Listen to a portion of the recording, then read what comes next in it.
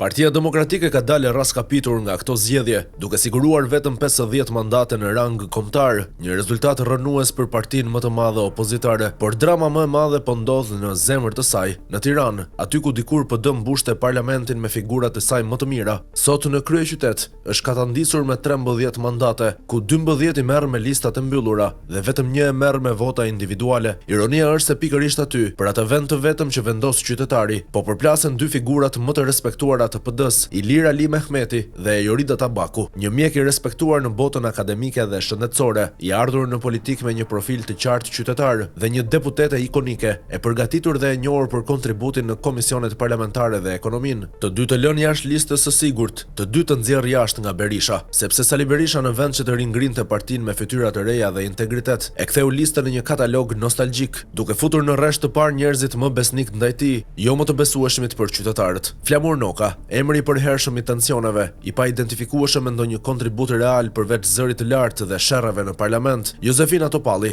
e rikthyer si një figurë së shkuarës pas një ofertë për të sotmen. Albana Vokshi, e përqendruar më shumë në agresivitetin televiziv se në politikë bërje. Edi Paloka, një tjetër emblem e besnikërisë personale ndaj Berishës, me zero kontribut politik. Lista e PD-s u mbush me zëra të konsumuar, shumë prej të cilëve janë thjesht zgjatimi i vullnetit të Berishës. Këta nuk garojnë për ide, ata garojnë për të ruajtur imunitetin e liderit dhe për të garantuar vijimsinë e një klike që ka marrë peng opozitën. Po ashtu aleatët u shpërblyen me vende të sigurta dhe opozitarizmi i vërtet u la jashtë, dhe pastaj demokratët ankohen se si ka mundësi që qytetarët votojnë akoma Ramën. E votojnë pasi Ali Mehmeti dhe Tabaku duhet të ishin te lista e mbyllur dhe jo sot të luftojnë mes tyre. Të dy e meritojnë vendin në parlament dhe për faj të Saliut, njëri do të jetë jashtë, për të mos marrë rastin më të keq që nëse diaspora ndryshon rezultatin në Tiranë, mund të përfundojnë të dy pa mandat. Treguesi tjetër është se vota ndaj Ali Mehmetit dhe Tabakut është një revolt kundër listës së Berishës. Fakti që votohen ata të dy tregon se demokratët nuk e miratojnë listën e rangalleve që po fut Berisha në parlament. Tabaku dhe Ali Mehmeti janë viktima të një sistemi që nuk duron individ me mendime të pavarura apo mbështetje qytetare. Ata janë të detyruar të luftojnë mes tyre për mbijetesë, ndërsa vendet e sigurta janë dhënë si dhuratë nga non grata për ushtarët e bindur. Në këtë farsë politike nuk po shkatrohet vetëm një opozit, po shkatrohet edhe ideja e një të djathtë moderne dhe europiane. Dhe faji nuk është i elektoratit, faji është i atij që për interesa personale e ktheu PD-n në partinë e kockave dhe nostalgjisë.